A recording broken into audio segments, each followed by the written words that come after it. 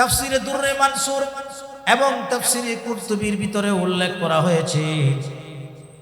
আমার ভাইরাম, হযরতে লোকমান হাকিমকে একটা মজলিসে জিজ্ঞেস করা হলো, কিলা লি লুকমানিল হাকিম ওয়া হুয়া ফি মাজলিসিন ইউহাদ্দিসুন নাস।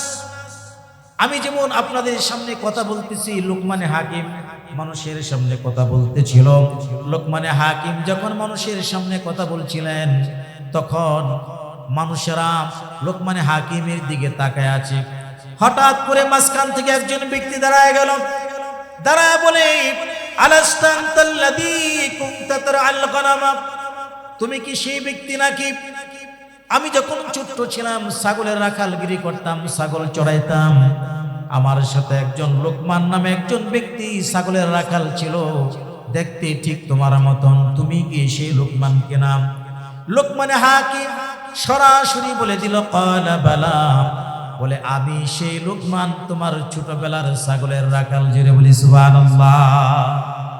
ছোটবেলার ছাগলের রাখাল।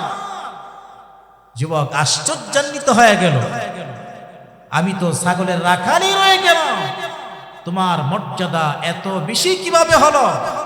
কিলা ফামাল্লাযী বাল্লাগাকা মা নারা, তোমার এত মর্যাদা কিভাবে হলো যা আমরা লক্ষ্য করলাম? এবার লোকমান হাকিম বলেন, আমি আমার জীবনের সাথে কিছু প্রতিজ্ঞা করেছিলাম, আমি জীবনে এই কাজ করব, এই কাজ করব না। আমার প্রতিটা প্রতিজ্ঞা রক্ষা করেছি, তোমরাও যদি রক্ষা করতে পারো তোমাদের মর্যাদা হুজুরে বলেন বাড়িয়ে দিবে কে?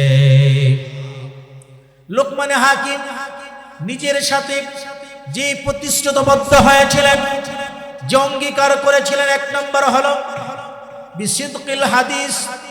তিনি সংকল্প করেছিলেন, আমি সত্য কথা বলবো, কখনো মিথ্যা কথা বলবো না।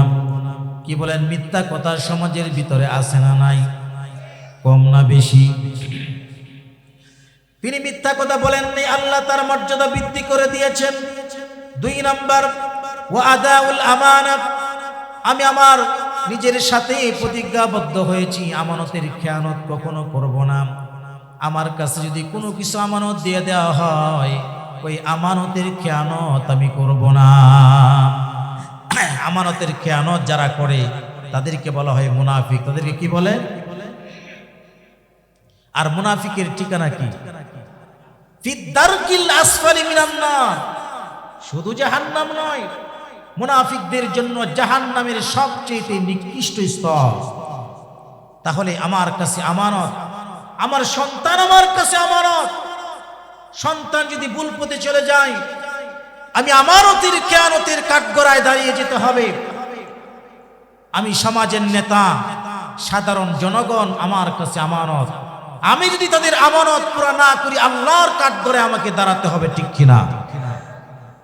আমি সাধারণ প্রজা, আমার কাছে আমানত হলো আমার সমর্থন, আমার কাছে আমানত হলো আমার ভোট, যেটাকে সমর্থন বলা হয়। আমার কাছে সবচেয়ে বড় আমানত হলো এটা। আমি যদি আমানতের খেয়ানত করি, যদি আমি সমাজের একজন অযোগ্য লোককে আমি নেতা বানাই, সমাজের ভিতরে যত আকাম করবে, সুদ ঘুষ আর দুর্নীতি করবে, এর প্রতিটা সওয়াব আল্লাহ আমাকেও দান করবেন, ঠিক না বেঠিক? সুতরাং বুঝে শুনে দিতে হবে।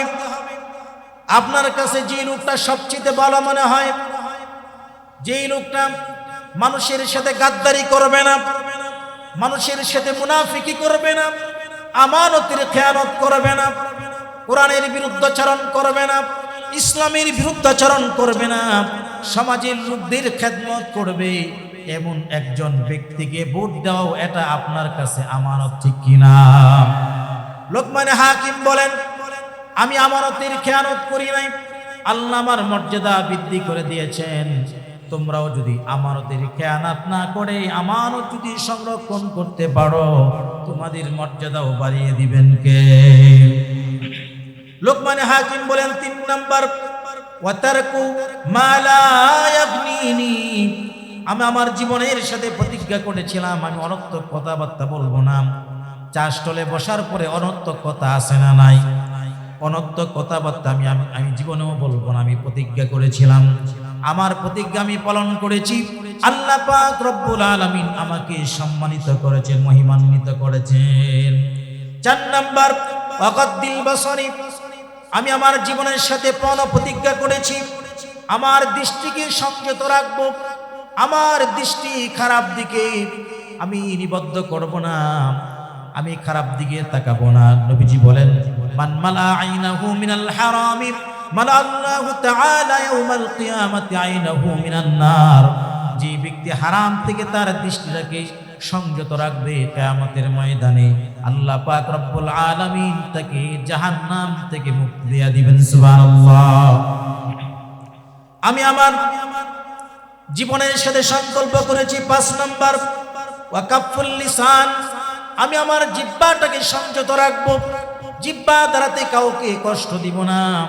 ক্বালান নবী সাল্লাল্লাহু আলাইহি ওয়াসাল্লাম, আল মুসলিমু মান সালিমাল মুসলিমুনা মিন লিসানিহি ওয়া ইয়াদিহি। প্রকৃত মুসলমান হলো ওই ব্যক্তি যার হাত ও জবান থেকে আরেকজন মানুষ নিরাপত্তা লাভ করে। আমার হাত থেকে, আমার জবান থেকে যদি আরেকজন মানুষ নিরাপত্তা লাভ করে, তাহলে আমি প্রকৃতপক্ষে মুসলমান। আর যদি আমার হাতে আরেকজন মানুষের রক্তে, তার দেহ রক্তে রঙিন হয়, আমার হাত দ্বারাতে যদি আরেকজন মানুষ নির্যাতনের শিকার হয়, আমার হাত দ্বারাতে যদি কোনো মানুষ নিপীড়নের শিকার হয়, হত্যার শিকার হয়, আমার হাত দ্বারাতে যদি কোনো মানুষ জুলুমে আক্রান্ত হয়, আমি প্রকৃত মুসলমান হতে পারি নাই। ঠিক না বেঠিক বলে? প্রিয় ভাইয়েরা আমার, লোকমান হাকিম বলেন, আমি আমার জীবনের সাথে প্রতিজ্ঞা করেছি আমার জবান দ্বারাতে কাউকে কষ্ট দিব না, কারণ জবানের কষ্টটা তীরের চাইতেও বড় বিষাক্ত, ঠিক কিনা?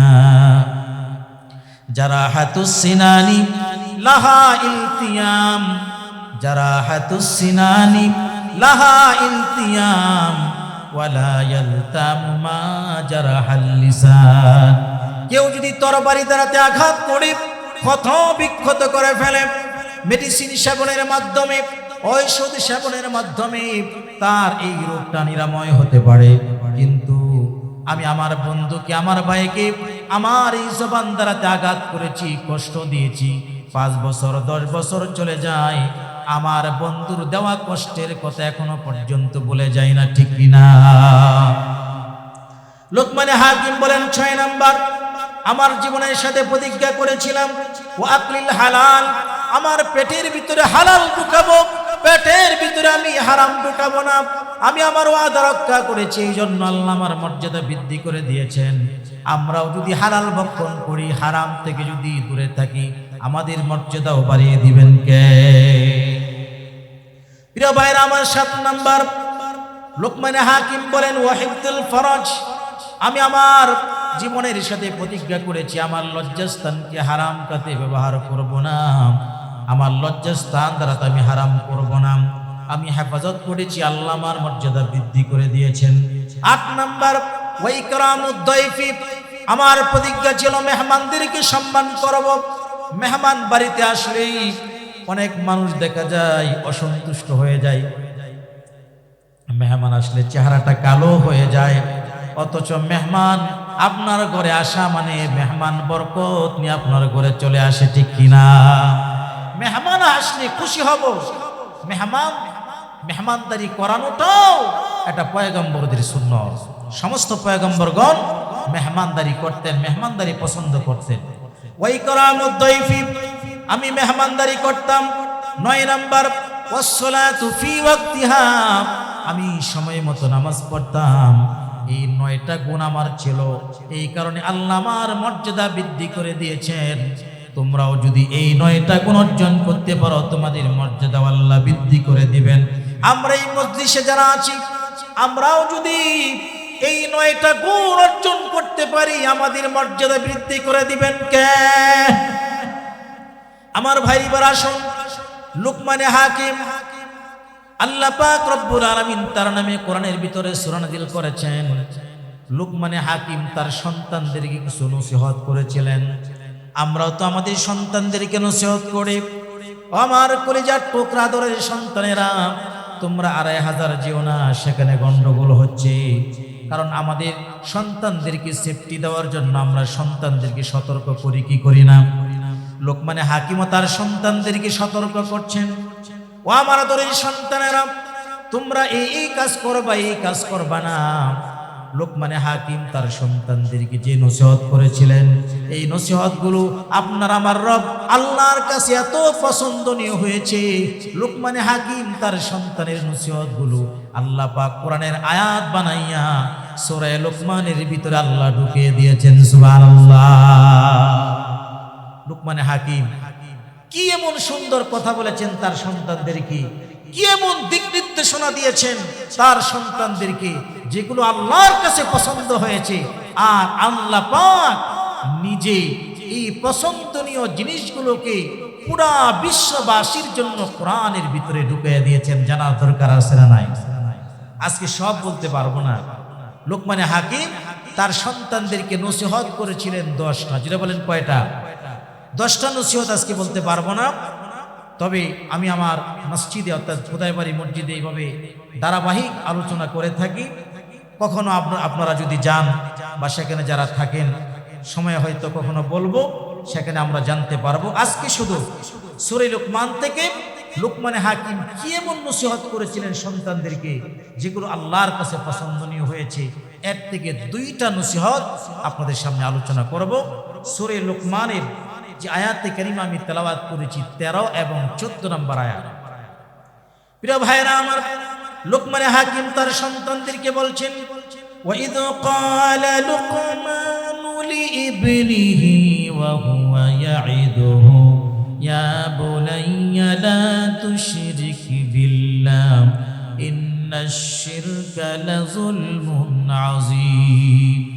লোকমানে হাকিম তার সন্তানদেরকে বলছেন, ও সন্তানেরা, লা তুশরিক বিল্লাহ, আল্লাহর সাথে অংশীদার স্থাপন করবা না। আল্লাহ হলো এক, অদ্বিতীয়, তার সাথে কোনো শরীক নাই। ইন্নাশ শিরকা লাযুলমুন আযীম, নিশ্চয়ই আল্লাহর সাথে শরীক করাটা হলো বড় জুলুম। এটা বলেন তো, আকাশের মালিক কে? জমিনের মালিক কে? আমাদের হায়াতের মালিক কে?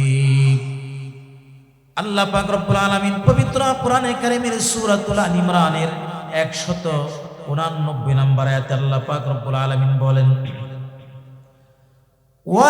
ওয়ালিল্লাহি মুলকুস সামাওয়াতি ওয়াল আরদ ওয়াল্লাহু আলা কুল্লি শাইইন কাদির।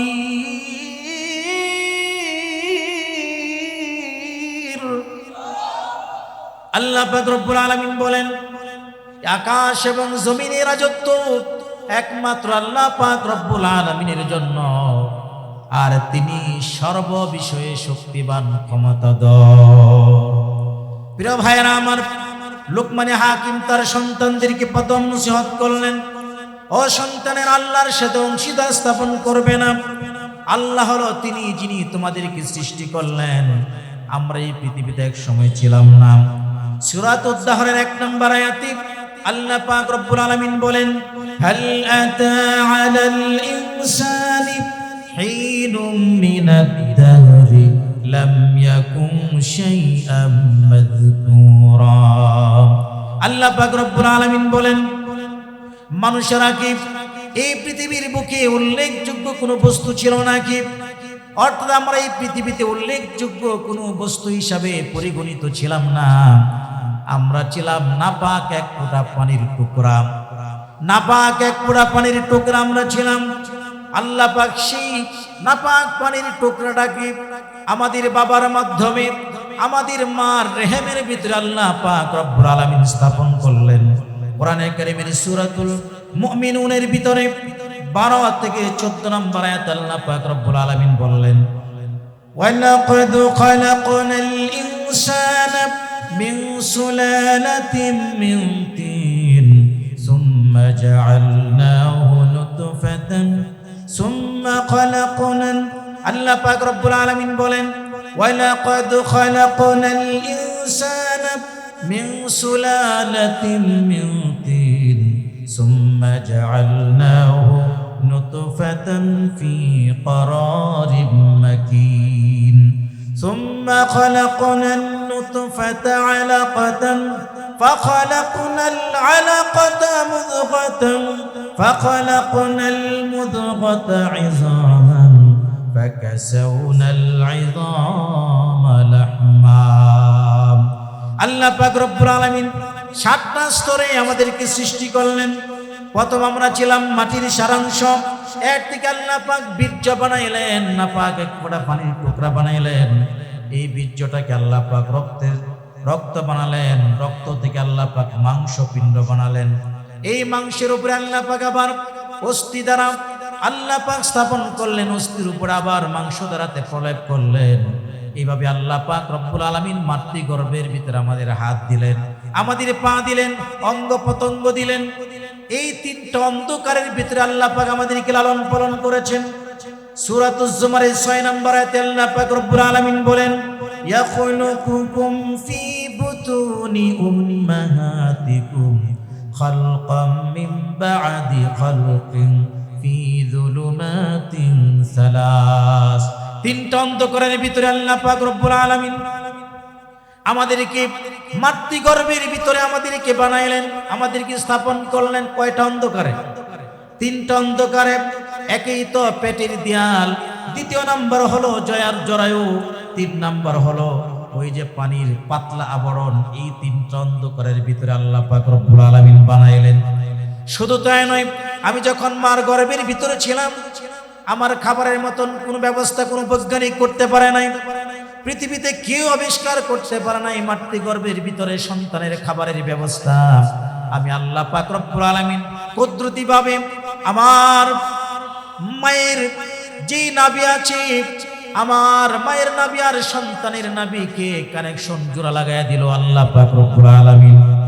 মায়ের ঋতুস্রাবের রক্তগুলো সন্তানের পেট দিয়া সন্তানের পেটের ভিতরে গেছে, আর সন্তান 10 মাস 10 দিন মার গর্ভের ভিতরে মায়ের যে ঋতুস্রাবের রক্ত এগুলো খেয়ে সন্তান আস্তে আস্তে বড় হয়েছে। সুবহানাল্লাহ।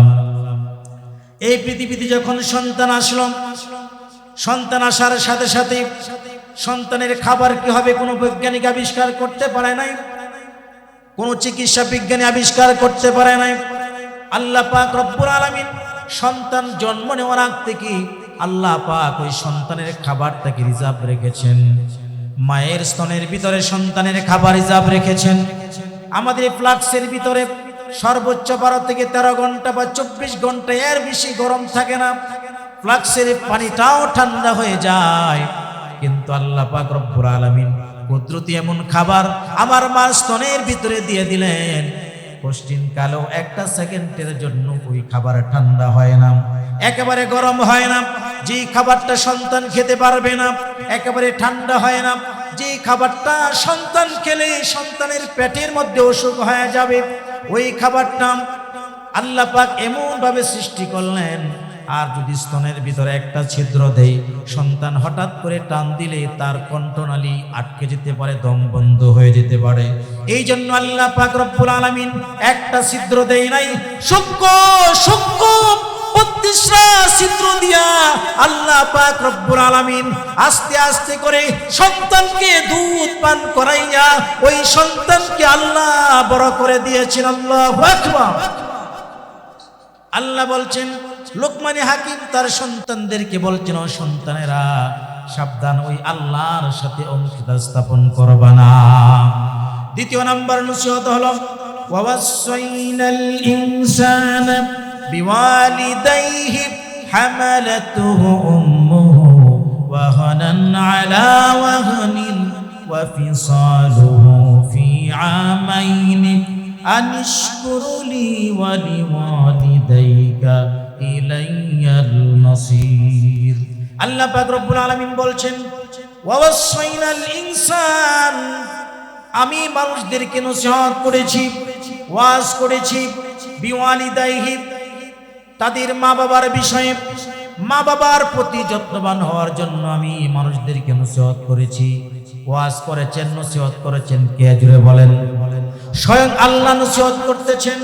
ওয়াসাইনাল ইনসান, আমি মানুষদেরকে নসিহত করছি, বিওয়ালিদাইহি, তাদের মা বাবার বিষয়ে তারা যেন মা বাবার প্রতি শ্রদ্ধাবোধ রাখে, মা বাবাকে যেন তারা কষ্ট দেয় না। হামালাতহু উম্মুহু ওয়াহানান আলা ওয়াহরিন, তার মা তাকে পেটে ধারণ করেছেন কষ্টের পর কষ্টের। মা তার সন্তানকে পেটের ভিতরে এত কষ্ট করে লালন পালন করেছেন। সুতরাং লোকমান হাকিম তার সন্তানদেরকে বলছেন, যেই মা তোমাকে এত কষ্ট করে লালন পালন করেছেন, ওই সন্তান যেন তার মাকে কোনো সময় কষ্ট না দেয়। ওয়াফিসালুহু ফি আমাইন, 2 বছর পর্যন্ত মা সন্তানকে দুধ পান করে আছে। আবার আল্লাহ বলছেন, আনিশকুরলি, তোমরা আমার কৃতজ্ঞতা আদায় করো। ওয়ালি ওয়ালিদাইক, আবার বলছেন তোমাদের পিতা মাতারও কৃতজ্ঞতা আদায় করো। সুবহানাল্লাহ, কত সুন্দরভাবে আল্লাহ বলছেন, দেখেন তোমরা আমারও কৃতজ্ঞতা আদায় করো আর তোমাদের মা বাবার কৃতজ্ঞতাও আদায় করো, কারণ তোমাদের মা বাবা তোমাদের জন্য কষ্ট কম করে নাই। ইলাইয়াল মাসির, সর্বশেষ তোমরা আমার দরবারে তোমাদেরকে ফিরে আসতে হবে। প্রিয় ভাইরা আমার, সন্তানের প্রতি সন্তান তার মা বাবাকে শ্রদ্ধাবোধ করবে, সম্মান করবে, ইজ্জত করবে। আল্লাহ পাক চূড়ান্তভাবে সিদ্ধান্ত দিয়ে দিয়েছেন। সূরাতুল বনী ইসরাঈলের 23 নম্বর আয়াতে আল্লাহ পাক রব্বুল আলামিন জানিয়ে দিলেন, ওয়া ক্বাদা রাব্বুকা আল্লা তা'বুদু ইল্লা ইয়্যাহু ওয়া বিল ওয়ালিদাইনি ইহসানা। তোমার রবের পক্ষ থেকে চূড়ান্ত সিদ্ধান্ত হয়ে গেছে, আল্লাহ ছাড়া কারো গোলামি করবা না, আল্লাহ ছাড়া কারো ইবাদত করবা না। সাথে সাথে আল্লাহ বলেন, ওয়াবিল ওয়ালিদাইনি ইহসানা, আর মা বাবার সাথে উত্তম আচরণ করো। সুবহানাল্লাহ, আল্লাহর সাথে শিরিক করো না, আর মা বাবার সাথে উত্তম আচরণ করো। ইম্মা ইয়াবলুগান্না ইনদাকাল কিবারা আহাদুহুমা আও কিলাহুমা ফালা তাকুল লাহুমা উফফিন ওয়ালা তানহারহুমা ওয়াকুল লাহুমা কাওলান কারীমা। মা বাবার কেউ যদি বার্ধক্যে উপনীত হয়ে যায়, তাহলে মার সামনে তোমরা উচ্চ বাক্যে কথা বলো না, এমনকি মার প্রতি বিরক্ত হয়ে, বাবার প্রতি বিরক্ত হয়ে তোমরা ও শব্দ পর্যন্ত উচ্চারণ করবে না। মা বাবার প্রতি কষ্ট পেয়ে সন্তান যেন মার দিকে তাকাইয়া চোখ গরম করে কথা না বলে। প্রিয় ভাইরা আমার, সহিহ বুখারীর বর্ণনা 527 নম্বর হাদিসের বর্ণনা, হযরতে আব্দুল্লাহ রাদিয়াল্লাহু তাআলা আনহু থেকে হাদিসটি বর্ণিত। তিনি বলেন, সালতুন নাবিয়্যা সাল্লাল্লাহু আলাইহি ওয়া আলিহি ওয়াসাল্লাম, আমি নবীকে জিজ্ঞেস করলাম, আইয়ুল আমালি আহাব্বু ইলাল্লাহি আযজা ওয়া জাল্লা, আল্লাহর কাছে সবচেয়ে উত্তম আমল কোনটি, আল্লাহর কাছে সবচেয়ে শ্রেষ্ঠ আমল কোনটি? ক্বালা আস-সালাতু আলা ওয়াক্তিহা, নবীজি বললেন সময় মতো নামাজ পড়া। সাহাবী বললেন, কুলতু সুম্মা আইয়ুন, আবার নবীকে প্রশ্ন করলাম, অতঃপর আল্লাহর কাছে কোন আমলটি উত্তম? ক্বালা সুম্মাল জিহাদু ফি সাবিলিল্লাহ, দ্বিতীয়বার বললেন বিররুল ওয়ালিদাইন, মা বাবার সাথে উত্তম আচরণ করবা। 3 নম্বরে সাহাবী আবার প্রশ্ন করলেন, এরপরে আল্লাহর কাছে শ্রেষ্ঠ আমল কোনটি? নবীজি বললেন সুম্মাল জিহাদু ফি সাবিলিল্লাহ, আল্লাহর রাস্তায় জিহাদ করা। তার মানে হলো আল্লাহর রাস্তায় জিহাদ করার চাইতে মা বাবার খেদমত করাটাকে নবীজি বেশি দিক নির্দেশনা দিয়েছে। জিহাদ করার চাইতে মায়ের খেদমত করা, বাবার খেদমত করাটা হলো সবচেয়ে মর্যাদাপূর্ণ ইবাদত। ও যুবক ভাইরা, একটু খেয়াল করে শুনেন, মুসলিম শরীফের বর্ণনা 4622 নম্বর হাদিস। নবীজির কাছে একজন সাহাবী আসলেন, জাআ রাজুলুন ইলা রাসূলিল্লাহি সাল্লাল্লাহু আলাইহি ওয়াসাল্লাম ফাকালা মান আহাব্বুন নাস বিহুসনি সুহবাতি, এই পৃথিবীর বুকে মানুষের ভিতরে সবচেয়ে উত্তম আচরণের হকদার কে? কার সাথে আমি সবচেয়ে বেশি উত্তম আচরণ করব? নবীজি বললেন, ক্বালা উম্মুকা, তোমার মায়ের সাথে উত্তম আচরণ করবা। আবার সাহাবী প্রশ্ন করলেন, সুম্মা মান, অতঃপর কার সাথে উত্তম আচরণ করব? দ্বিতীয়বার নবীজি বললেন, উম্মুক, তোমার মায়ের সাথে। সাহাবী আবার প্রশ্ন করলেন, সুম্মা মান, অতঃপর কার সাথে উত্তম আচরণ করব? আবারও নবীজি বললেন, উম্মুক, তোমার মার সাথে। চতুর্থবার সাহাবী আবার প্রশ্ন করলেন, সুম্মা মান? অতঃপর কার সাথে উত্তম আচরণ করব? এবার চতুর্থবার নবীজি বললেন, আবুকা, তোমার বাবার সাথে উত্তম আচরণ করবা।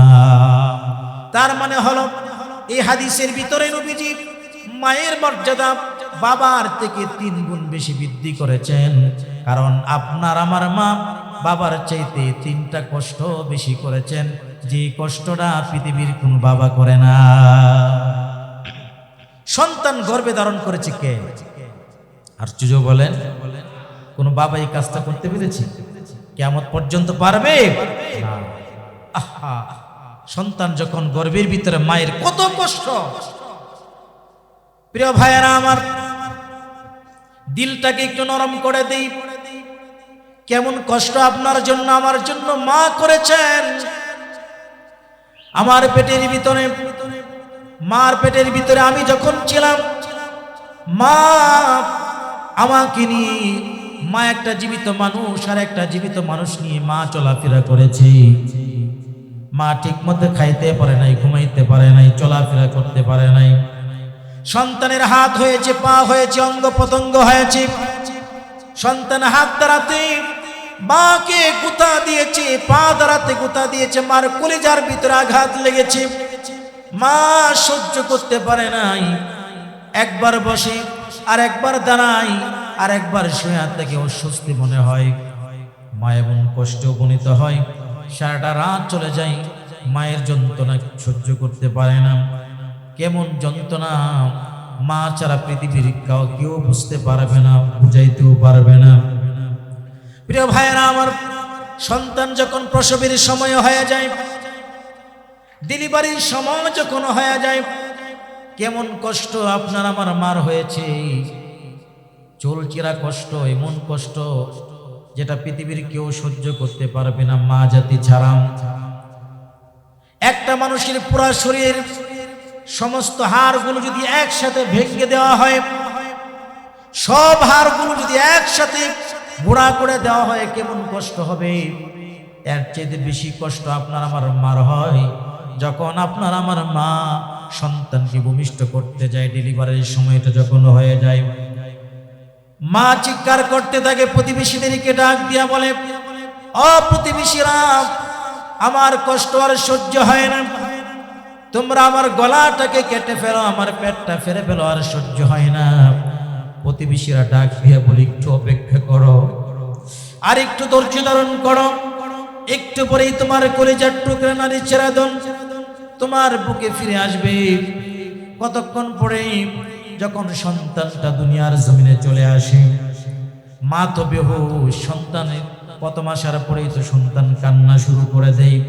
এই বেহুশ মাটা সন্তানের কান্নার আওয়াজে বেহুশ মাটার হুঁশ ফিরে আসে। মা ডাক দিয়া বলে, আমার সন্তানটা কান্না করতেছে, কে কোথায় আছে, তোমরা কি দেখো না? প্রতিবেশীরা বলে, সবে মাত্র তুমি এসেছে, কেউ গামছা তুলে আনার জন্য গেছে, কেউ বালতি আনার জন্য গেছে, পানির ব্যবস্থা করতে গেছে, একটু অপেক্ষা করো, অল্প সময়ের ভিতরে তোমার সন্তান তোমার বুকে ফিরিয়ে দিচ্ছি। পুত পবিত্র করে পরিষ্কার করে যখন মার বুকে সন্তানটাকে দেওয়া হয়, মা সন্তানটাকে বুকে পাওয়ার পরে 10 মাস 10 দিনের পেটে তোরার কষ্ট আর প্রসব যন্ত্রণার কষ্ট মুহূর্তের ভিতরেই মা ভুলে যায়। শুধু তাই নয়, আমরা যখন দুনিয়াতে আসলাম, প্রায় 2 বছর 2.5 বছর পর্যন্ত মায়ের বুকের দুধ আমরা পান করেছি। 2 বছর 2.5 বছর পর্যন্ত মাকে একটা রাতেও শান্তিতে আমরা ঘুমাইতে দেই নাই। রাতের বেলায় সবে মাত্র মার চোখটা লেগেছে, অমনি কান্নার আওয়াজ। হাত দেয়া দেখে ডান পাশটা প্রস্রাব করে সন্তান ভিজিয়ে দিয়েছে। মা সন্তানটাকে বাম পাশে আশ্রয় দিয়েছে। আবারও কতক্ষণ পরে কান্নার আওয়াজ, আবারও মা বুঝতে পেরেছে সন্তান প্রস্রাব করে দিয়েছে। আবার সন্তানটাকে মা বাম দিক থেকে আবারও সন্তানটাকে বুকে নিয়েছে। সন্তানটাকে মা ঢিলে মেরে ফেলে দেয় নাই। সারাটা রাত সন্তানকে মা বুকের মধ্যে নিয়ে শীতের রজনীটা কাটিয়ে দিয়েছে। এইভাবে সন্তান সারাটা রাত মাকে ঘুমাইতে দেয় নাই। বাবারা যারা আছে অনেক সময় দেখা যায় কষ্ট হয় বিদায় রুম ছেড়ে অন্য রুমে গিয়ে ঘুমায়, কিন্তু মা দুঃখিনী কিন্তু সন্তানকে ছেড়ে দিতে পারে না। সন্তান যখন অসুস্থ হয়ে যায়, মা রাতের গভীরে সন্তানটাকে নিয়ে, এখন তো ডাক্তার ঘরের সামনে অভাব নাই, কিন্তু আগের যুগের ডাক্তার পাওয়া যাওয়া বড় মুশকিল ছিল। রাতের গভীরে সন্তানটাকে বুকে নিয়ে আল্লাহর কাছে কান্না করে, রব্বুল আলামিন আমার এই সন্তানটা অসুস্থ হয়ে গেছে, মার কলিজা ছটফট করতেছে, আল্লাহ তাআলা আমার সন্তানটাকে, আমার জীবনের বিনিময় হলো সন্তানটাকে সুস্থ করে দাও। কোন সন্তান যখন এই মাকে কষ্ট দেয়, কোন সন্তান যখন বাবাকে কষ্ট দেয়, তখন আল্লাহর আরশে আজিম পর্যন্ত কেঁপে ওঠে। প্রিয় ভাইয়েরা আমার, ও ২৫০০ যুবক ভাইয়েরা, মাকে কষ্ট দিব না, বাবাকে কষ্ট দিব না। মাকে যদি কষ্ট দেই, বাবাকে যদি কষ্ট দেই, দুনিয়ার সমস্ত আমল আমার বরবাদ হয়ে যাবে।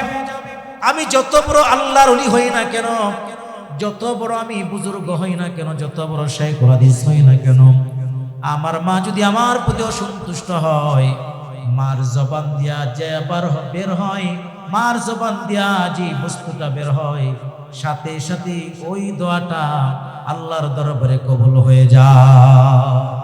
মুস্তাজাবুদ দাওয়া, তিনজন ব্যক্তির দোয়া আল্লাহর দরবারে সরাসরি কবুল হয়ে যায়। কয়জন? এক নাম্বার হলো মুসাফির, মুসাফিরের দোয়া কবুল হয়ে যায়। দুই নাম্বার হলো মাজলুম, অত্যাচারিত নিপীড়িত ব্যক্তি আল্লাহর দরবারে দোয়া করলে দোয়া কবুল হয়ে যায়। আর তিন নাম্বার হলো সন্তানের জন্য যদি মা বাবা দোয়া করে, সাথে সাথে রব্বুল আলামিনের কাছে দোয়া মঞ্জুর হয়ে যায়। সুবহানাল্লাহ পড়ি। প্রিয় ভাইয়েরা আমার, বন্ধুরা আমার, এই জন্য মার বদদোয়া নিব না, বাবার বদদোয়া নিব না। আমার ভাইয়েরা, হাদিস শরীফের ভিতরে এসেছে, সহিহ বুখারীর বর্ণনা, ৩৪৩৬ নম্বর হাদিসের বর্ণনা। মুসলিম শরীফের ভিতরেও ২৫৫০ নম্বর হাদিসের ভিতরে এসেছে।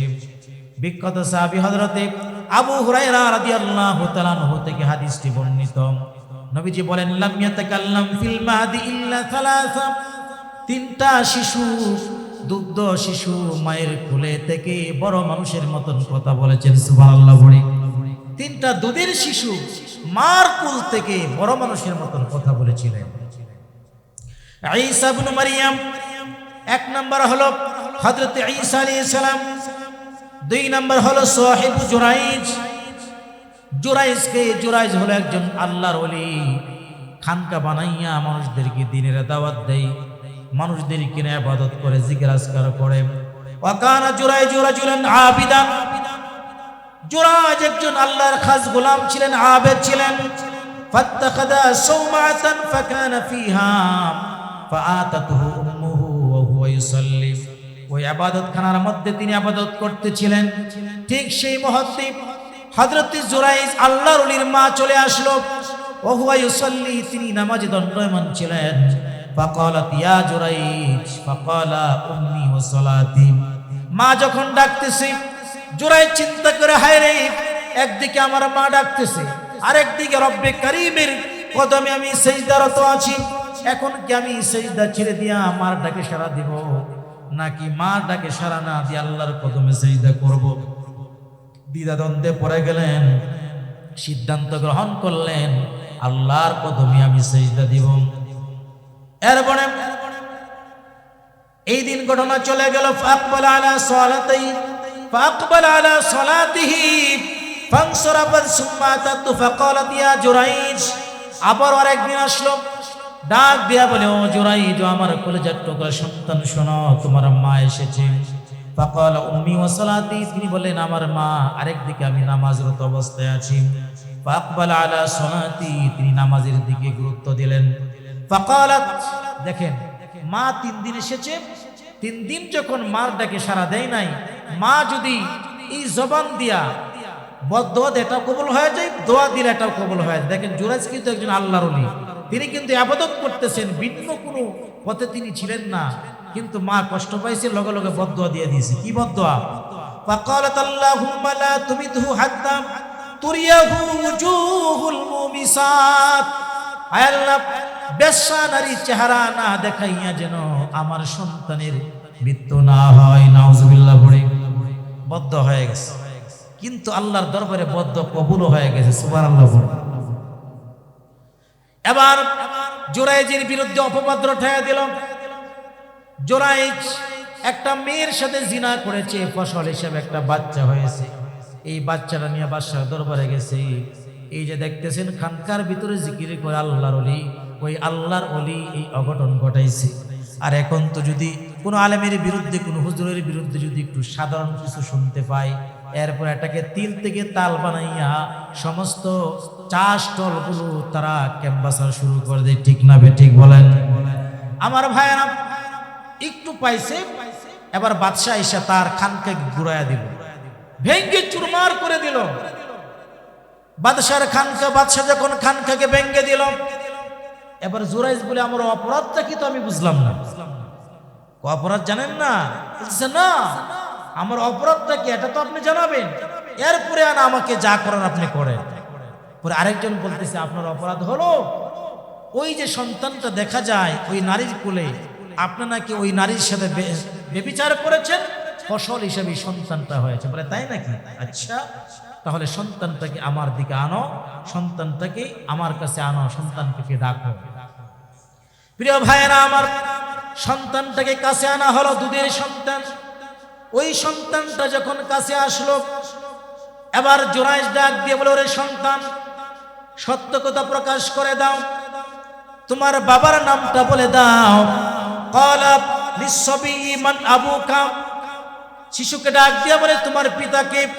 ওই শিশুটা মায়ের কোল থেকে, এই দুধের শিশুটা ডাক দিয়া বলে ক্বালা আর-রাঈ, ওই যে রাখাল দেখা যায় ওই রাখালটাই হলো আমার বাবা। সুবহানাল্লাহ, জোরে বলবেন না সুবহানাল্লাহ? কি বলেন, আল্লাহর ওলি সঠিক নাকি বেঠিক? কিন্তু এই পর্যন্ত যে আল্লাহর ওলির উপরে জুলুম করা হলো, এটা কি সঠিক করা হয়েছে? দেখবেন হুজুরের একটু দোষ পাইলেই হয়েছে, এরপরে জেলখানা পর্যন্ত নিয়ে যায়। 3 বছর 4 বছর মামলা কাটানোর পরে দেখে আসলে তো অপরাধ নাই, নিরপরাধ।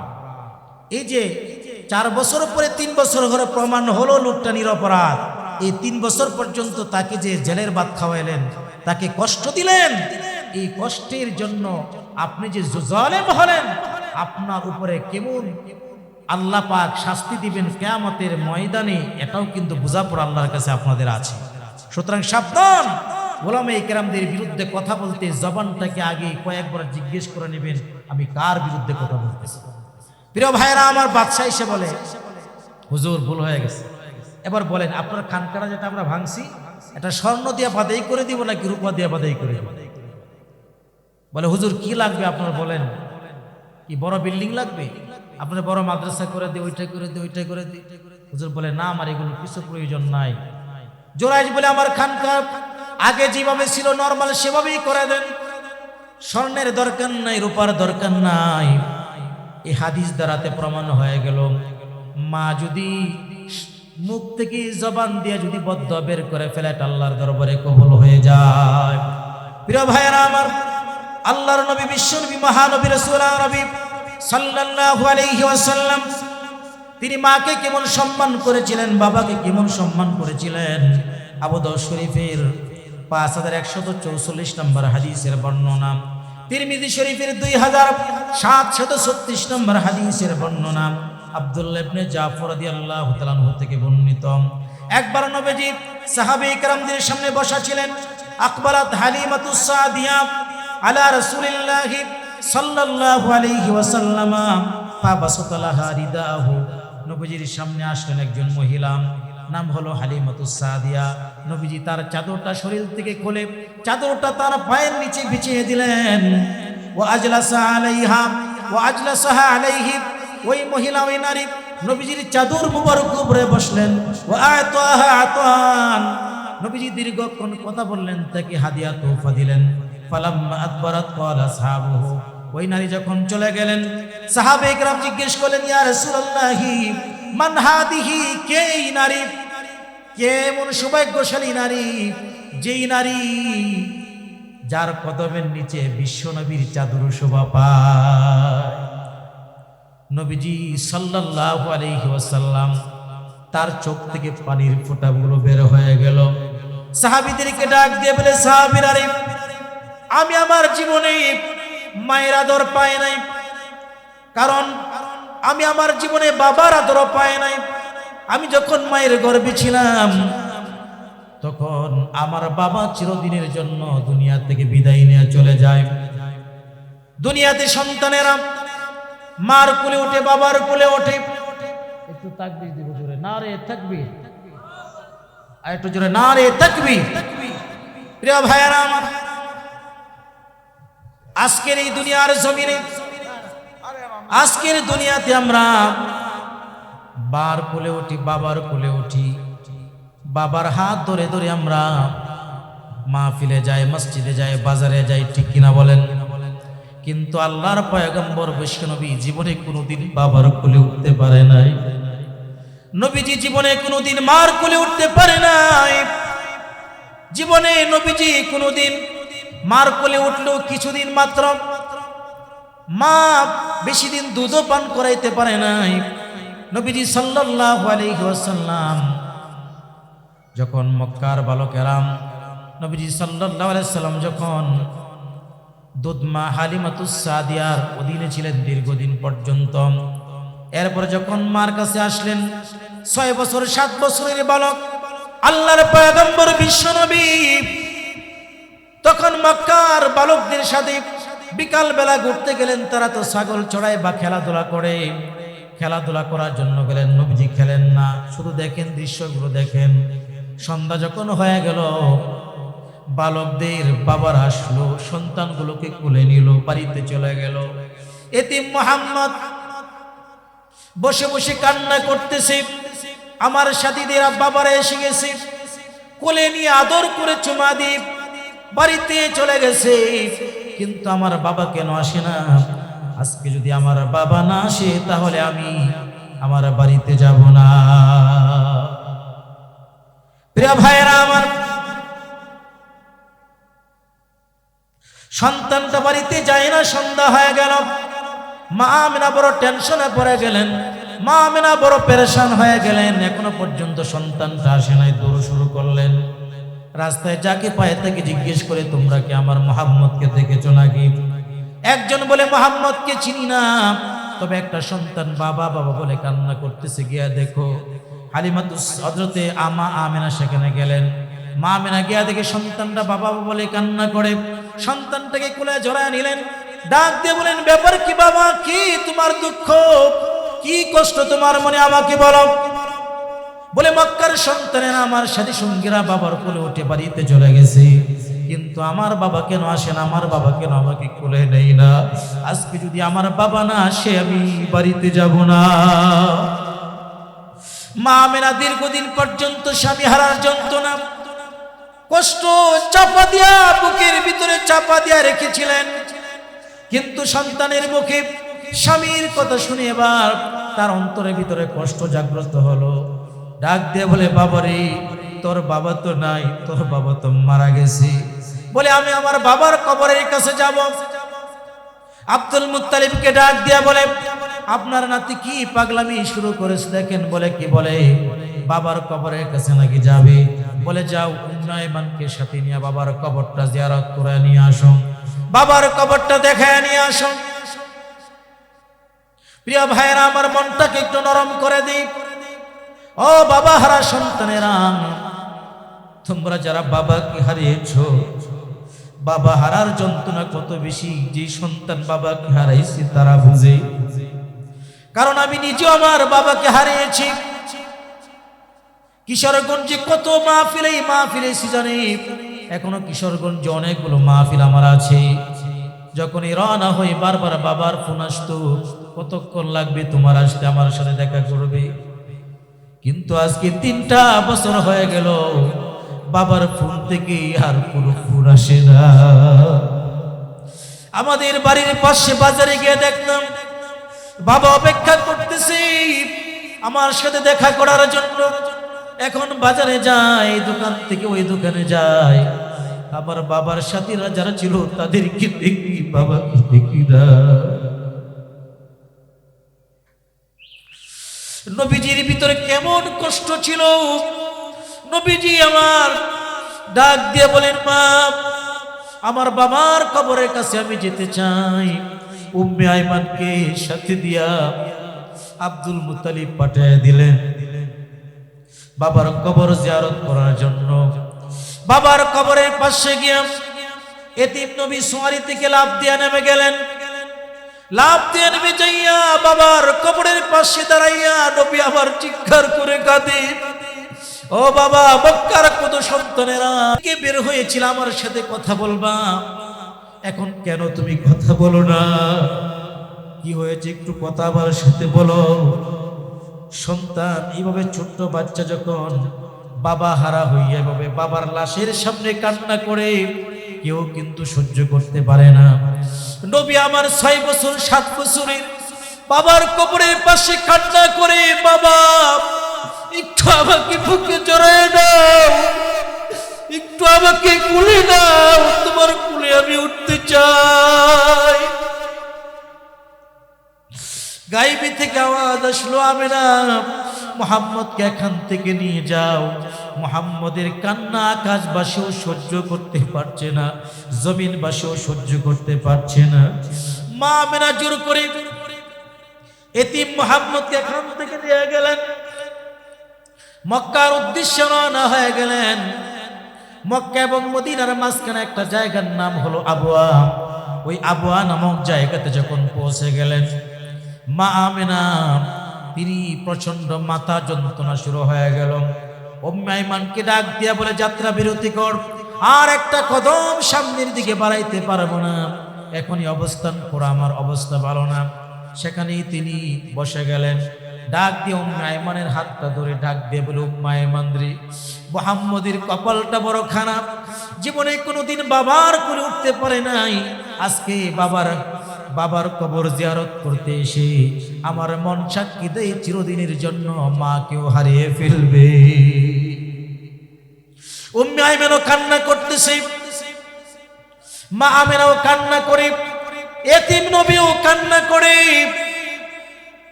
এতিম নবী ডাক দিয়া বলে, মা আমার কি বলতেছেন, আপনি আমাকে রেখে কোথায় চলে যাবেন? ও মা, আপনি কি জানেন না আমার যে বাবা নাই? ও মা, আমাকে রেখে আপনি কোথায় চলে যাবেন?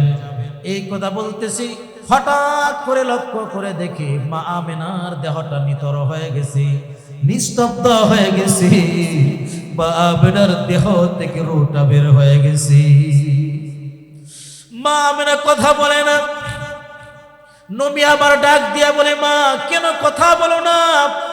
তুমি কি জানো না মা, তুমি আমার মুখে খাবার তুলে না দিলে আমি খাবার খাই না। তুমি যদি গল্প বলে আমাকে ঘুম করায় না দাও, আমি ঘুমাইতে যাই না। তুমি যদি গোসল না করায় দাও, আমি মুহাম্মদ গোসল করি না।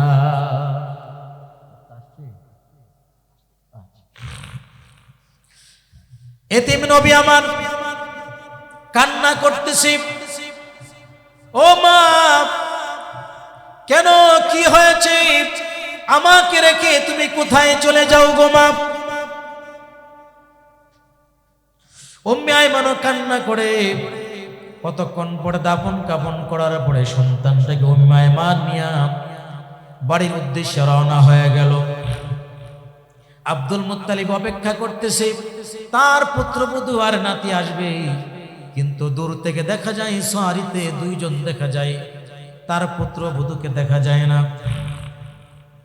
কলিজাটা ছটফট শুরু হয়ে গেল।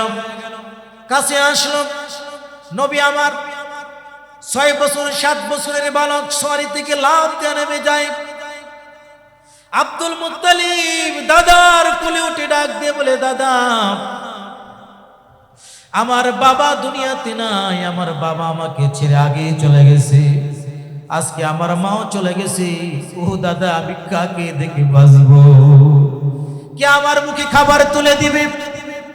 ও বাবা, তুমিও আমাকে রেখে আগে চলে গেলাম, মা তুমি আমাকে রেখে চলে গেলাম। ও দাদা, আমার মুখে কে খাবার তুলে দিবে? ও দাদা, কে আমাকে গল্প বলে ঘুম পাড়াইয়া দিবে? ও দাদা, কে আমাকে গোসল করাইয়া দিবে? আব্দুল মুত্তালিব সন্তানটাকে, তার নাতিটাকে বুকে নিয়ে বলে, নাতিরে, মনটাকে স্থির কর, আর কান্না করিস না, তোর কান্না যে আমি সহ্য করতে পারি না।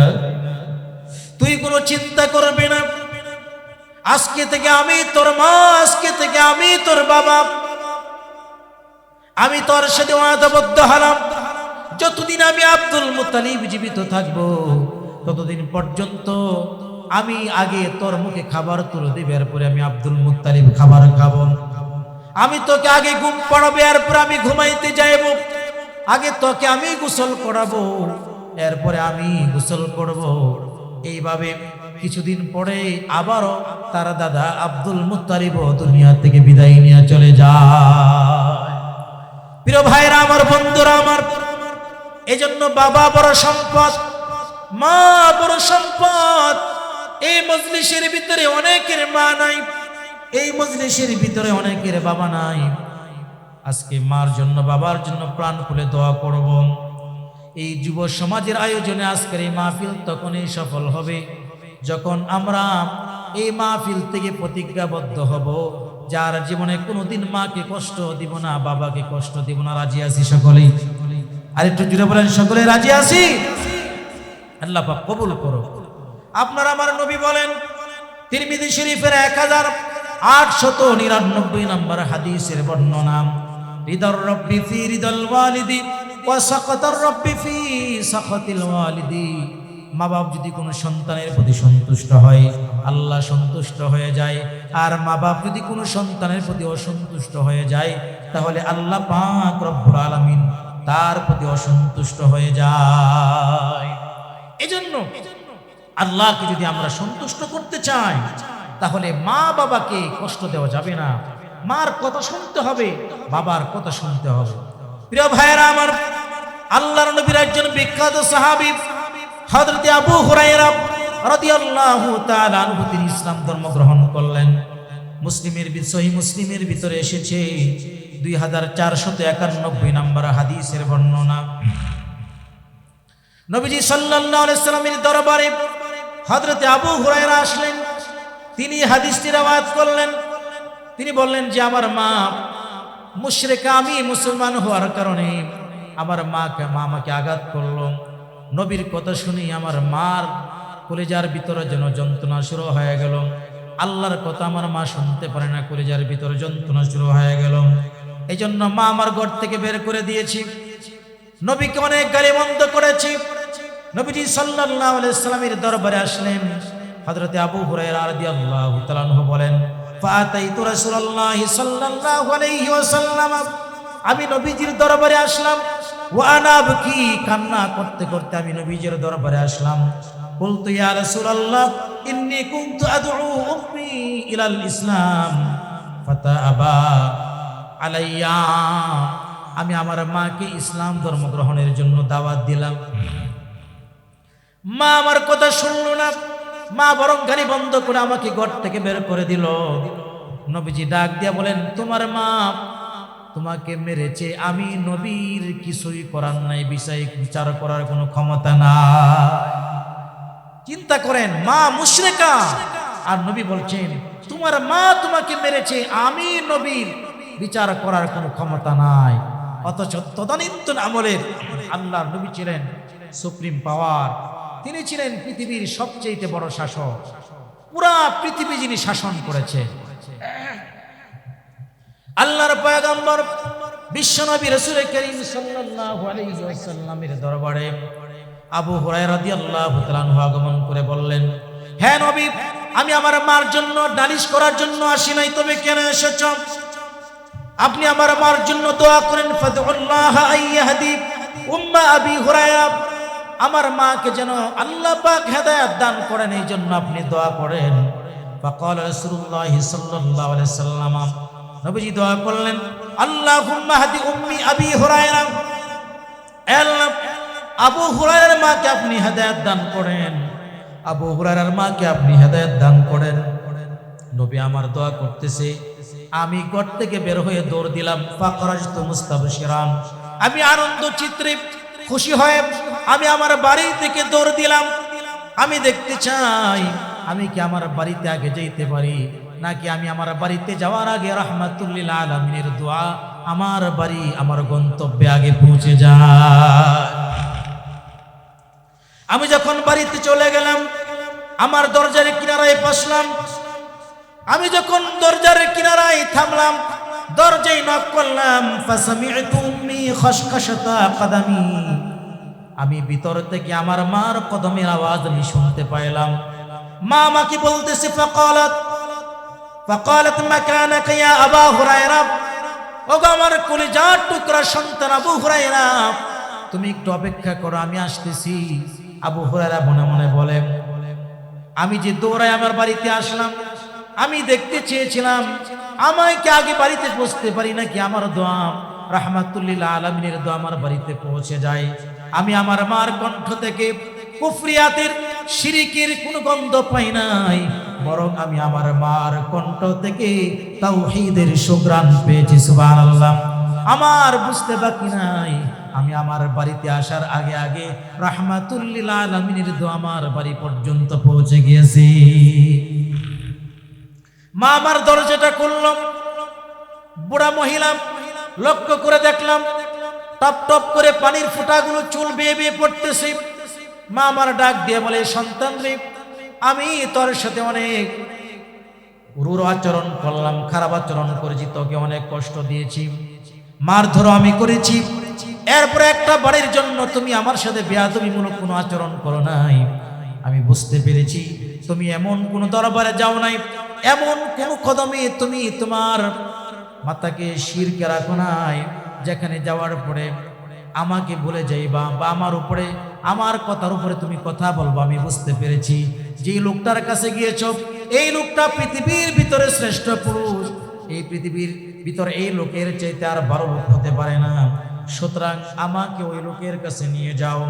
আর যখন নবীর দরবারে হযরতে আবু হুরায়রা মা যখন নবীর দরবারে চলে গেলেন, ওয়াকালাত আশহাদু আল্লা ইলাহা ইল্লাল্লাহ ওয়া আশহাদু আন্না মুহাম্মাদান আবদুহু ওয়া রাসূলুহু। নবীর চেহারা দেখার সাথে সাথে কালিমা পড়ে মুসলমান হয়ে যায়। আল্লাহু আকবার।